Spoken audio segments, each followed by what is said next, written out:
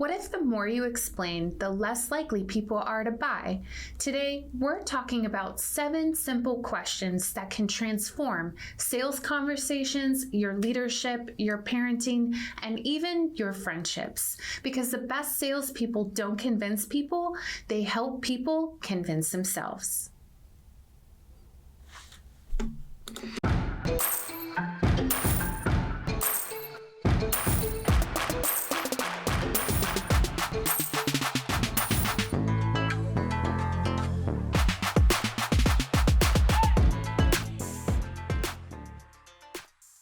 Hey, lady bosses, are you working even after putting the kids to bed but still not getting results? Are you tired of spending money on ads that aren't getting engagement? Do you feel burdened that you aren't fulfilling your purpose in life because you are so consumed with work?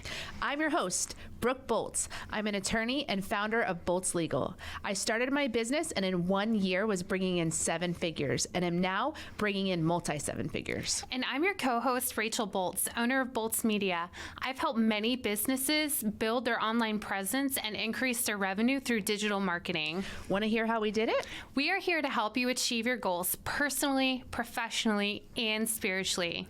So kick off your high heels, sit back, and let's ignite that passion. We're Miss Biz, where we're putting the Miss in biz.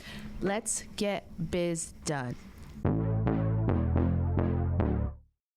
Michael Pantalon, a psychologist at Yale University, spent years studying what actually changes human behavior. His research led him to a surprising conclusion. The moment you start giving people reasons to change, they start thinking of reasons not to. So instead of becoming a better persuader, he became a better question asker. Have you ever had a salesperson who just wouldn't stop talking? Oh, yeah. They had another statistic, another feature, another reason you should buy. And what did you do? You mentally started building your defense. I've heard of this called the default no. Consumers look at things with a default no. And so in your mind, as they're talking, you're thinking, this is too expensive. I don't need this. I'll think about it. Our brains hate being controlled. And there's a fascinating psychological principle called reactance. And it says that whenever people feel someone is trying to control their decisions, they instinctively push back. I see that with my kids all the time. Yeah. You know, I feel like this is something like we are innately born with. So it's very interesting to see it brought up in business, and it makes perfect sense because if you think about as toddlers, we tell 2-year-olds, don't touch that. And what's the first thing that they want to do? They want to touch it. And adults aren't much different. We're just more polite about it. The more that somebody feels pushed, the harder that they're going to push back. And that's why great sales conversations don't feel like sales. They feel like discovery. It's interesting because even if I'm originally leaning towards yes in purchasing something, if the salesperson is too pushy, I will change my mind and not purchase it because I just have that ick.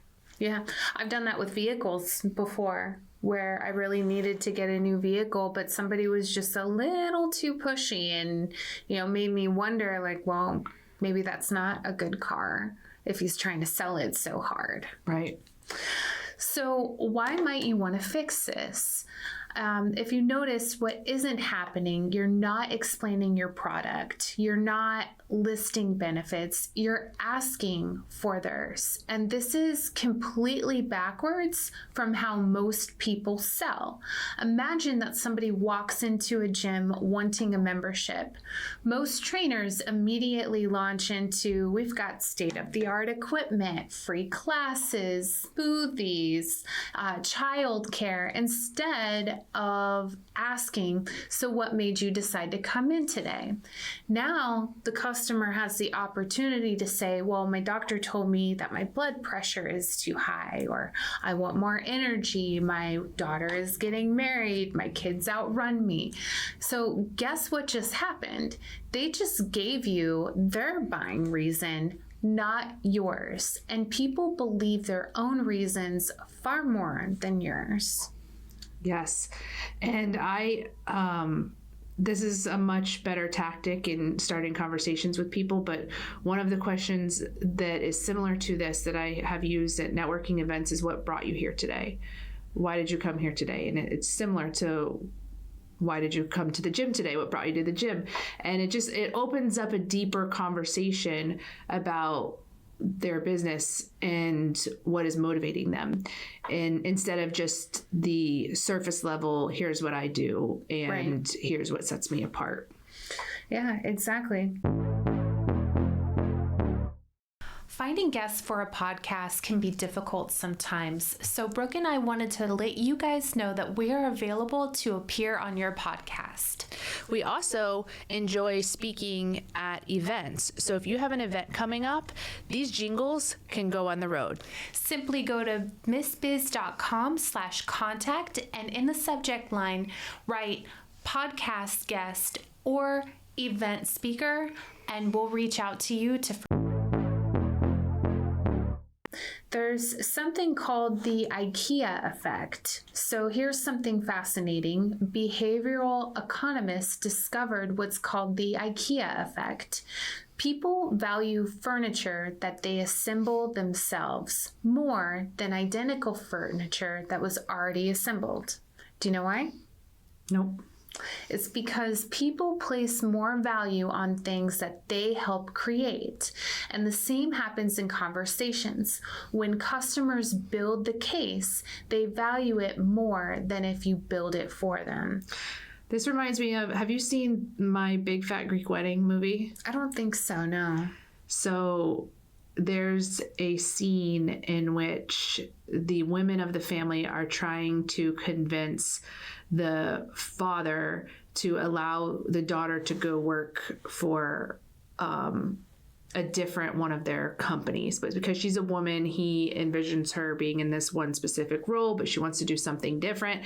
And so the wife is like, we're going to have to make him think it's his idea. And she says, the man is the head, but the woman is the neck.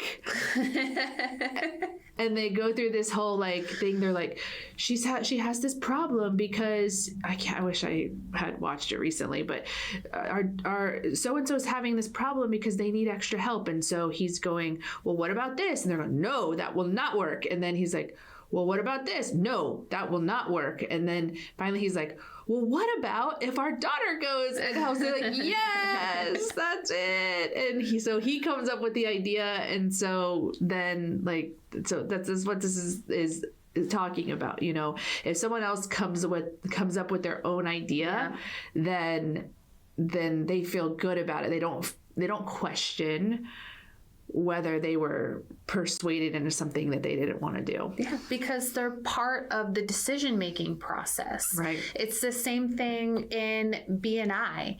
If you want people to improve on their stats and be higher quality members, you put them in leadership, because then what happens is they become part of the pack. They become part of the team. They're in it, and therefore they feel more committed to the success because they're directly involved. Right. Similar when I'm talking to someone who's contemplating whether to hire me as their lawyer for a home insurance claim. It's like, okay, let's look at the options. Your insurance company has denied you. So you can accept that denial and continue on with $0, or you could hire me as your lawyer to help you to fight that and potentially get you money to make your repairs. And then, of course, you could hire another lawyer if you choose to, but that's not usually the issue. The issue is usually just, do I want to hire a lawyer or do nothing? And so you present them the options. Do you want the option that continues to give you nothing, or do you want the option that has a great chance of giving you something? And then they make the choice. Mm-hmm. Absolutely. So question number 2 that you can ask is, on a scale from 1 to 10, how ready are you? And that may sound strange, but here's why it works. Normal questions produce automatic answers. Are you interested? Sure. Maybe. I'll think about it.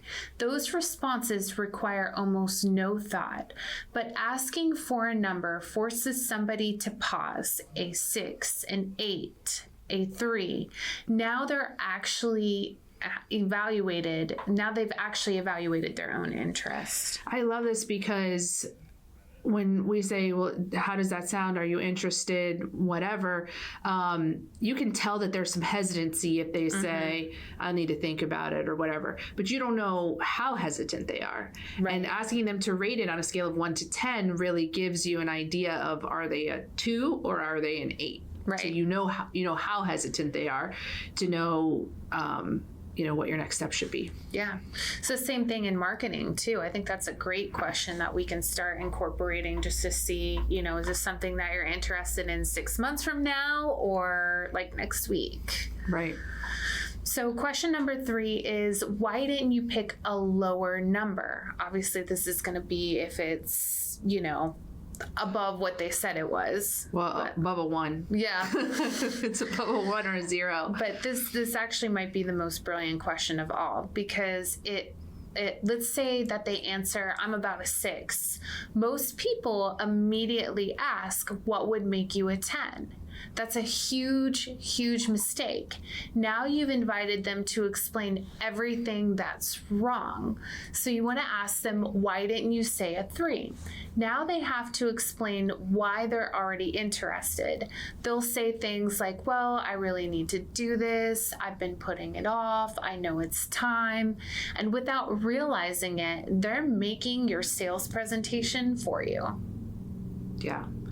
I really like that too. It's the power of positive thinking. Yeah. When you ask them a question that gets them to talk positively about your product, then they're listening to all the reasons to move forward. Do you love the Miss Biz podcast? Because we love you. Here's 3 things you can do to show your support. 1, write us a review. Apple, Spotify, and Google My Business are the best platforms to write a review. 2, follow us on social media. Our handle is @MissBizPodcast. 3, join our Facebook group, Miss Biz Nation, for exclusive content and behind-the-scenes footage.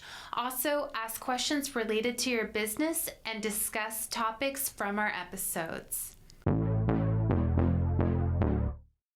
So, lawyers know something similar to this. If you ask a witness, why should the jury believe you? They'll become defensive. But if you ask what happened next, then they simply tell the story.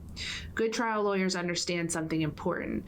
The jury doesn't like being told what to think. They want to reach the conclusion themselves, and customers are the same.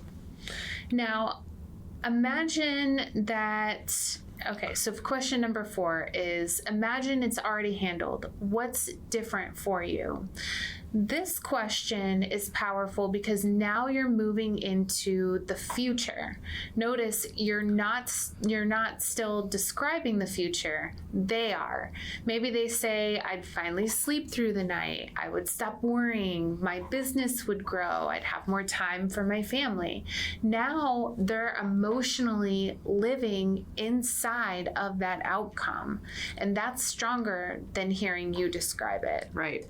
Right. That's the difference between me saying, if you had this product, here's how easy and great your life could be. Or if you hired me for your service, for this service, then you wouldn't have to do it yourself. Like, that's me telling them what to imagine. But if they're imagining it themselves, then it's that much more real to them. Yeah. And saying it out loud too is huge. So question number 5 is, why does that matter to you? This is where the conversation gets real. Someone says, I want my business to grow. You ask, why does that matter? They may say, so I can hire more people. And why does that matter? So I don't have to work every weekend. It's kind of like when we were talking about the different levels of communication and some of the techniques that Sean Callaghan teaches in Unblinded. So by asking a lot of these questions, you're getting into something much, much more deeper than just what's surface level. So now we've gone from maybe potentially wanting software to now wanting time with family. And then that's their motivation. Right. Sean Callagy says that the answer they give you is never the real reason that they're interested or not interested. And so by just continuing to ask, well, why does that matter? Why does that matter? Why does that matter? They just keep getting deeper and deeper and deeper until you get to the real core, true motivation. So there's 5 ways. Toyota became famous for using something called the 5 whys. So Toyota became famous for using something called the 5 whys to solve manufacturing problems. So instead of fixing symptoms, they kept asking why until they found the real cause. People work the same way. The first answer, like Brooke said, is rarely the real answer. The emotion is buried underneath 2 or 3 more whys. Yeah, my 6-year-old is really good at this strategy. Why? He's in his why era. Love it. So question 6 is, so it sounds like you'd want this because. So now you simply hand them their own words back to them. Not your pitch, their reasons. People feel heard. And when people feel heard, they start to trust you. One of the biggest communication mistakes people make is listening just long enough to respond. Mm-hmm. Great communicators listen long enough to summarize. Yeah, that's huge. There's so many people that just are having conversations and aren't even paying attention to what the person is saying. They're thinking about their rebuttal or their response. So listening is a superpower. It's a skill. It takes a lot of practice, but it can make a huge difference in your communication with everyone around you. So question number 7 is, what's one small step that you could take? And this is another brilliant twist.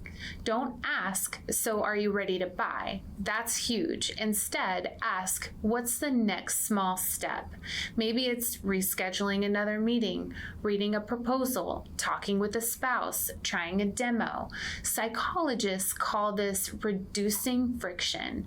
Once people take one small step, the next one becomes much easier. And that's so true, because things can be a little bit overwhelming sometimes. Right. Especially if you've got something that's expensive or requires a contract or a big commitment. Sometimes people just aren't ready in that moment. But rather than just saying, well, we'll be back in touch with you when you're ready to, or we're going to keep following up with you, or whatever it may be, you're still asking for a commitment, but it's a smaller commitment. It's what are you comfortable committing to as the next step? Yeah. So this isn't just sales too. So here's what we love most about Pantalon's research. These questions work almost anywhere. As a manager, instead of saying you need to improve your performance, you can ask, what would success look like for you? As a parent, instead of saying you need to study harder, ask, what grade are you hoping for? Then, why is that important? Now your child gets to own the goal, not you. Even in marriage, instead of defending your position, ask better questions. People don't resist being understood. They resist being controlled. There's a quote that's often attributed to Dale Carnegie. A person convinced against his will is of the same opinion still. I'll say that again.